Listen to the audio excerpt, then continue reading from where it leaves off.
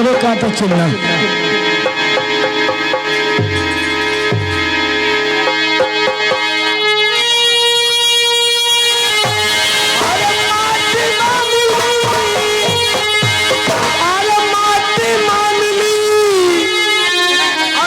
चमनिया गैया माटी मामली अरे हाई चमनिया गैया माटी मामली अरे हमके भर मिलल बा ये नहीं अरे हमके भर मिलल है बुढ़ावा से पुलनिया जमनिया गैया माटी मामली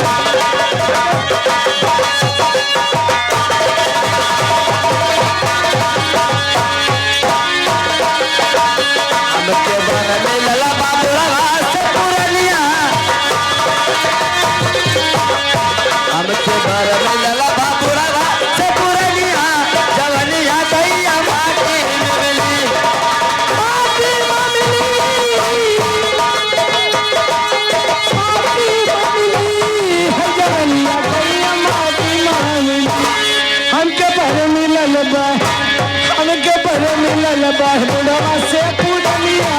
बतुनिया झुला लेते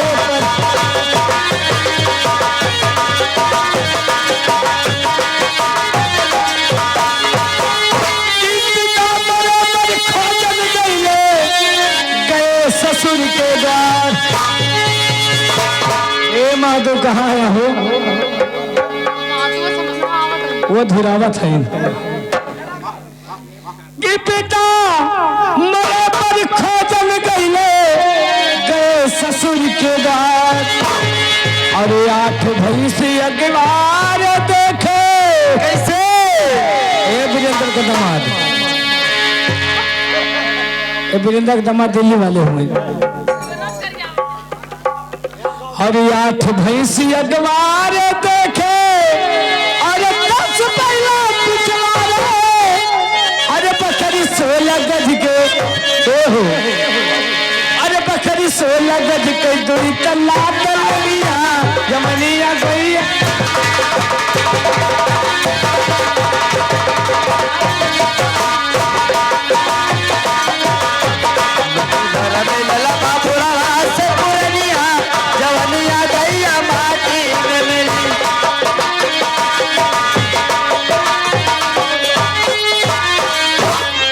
की तना देख मोर दाता लोभे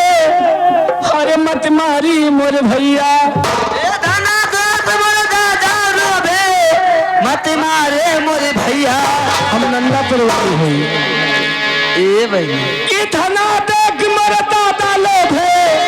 मत मारी मोर भैया कैसे अरे सास गोसाई यार जल के अरे यार ननद के भैया हर गिन के जे चढ़ावे हो आहो हर गिन के जे चढ़ावे 10,000 निकमवा जमनिया गैया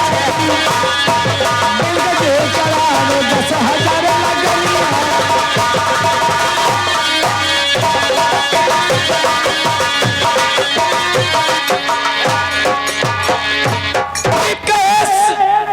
सुने जसज पियावे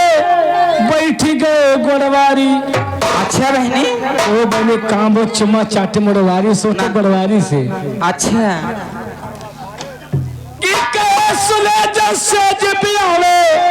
बैठ गए गोड़वारी और बात करत के मूड़ी हिले ये बगल कलितवा बैठा बता जरा पूछ। अच्छा अच्छा ये गोड़वा दा जरा पूछ ये से रही ने इन्हें भैया रहे का कम चढ़ाऊ हर बात करत के मूड़ी हिले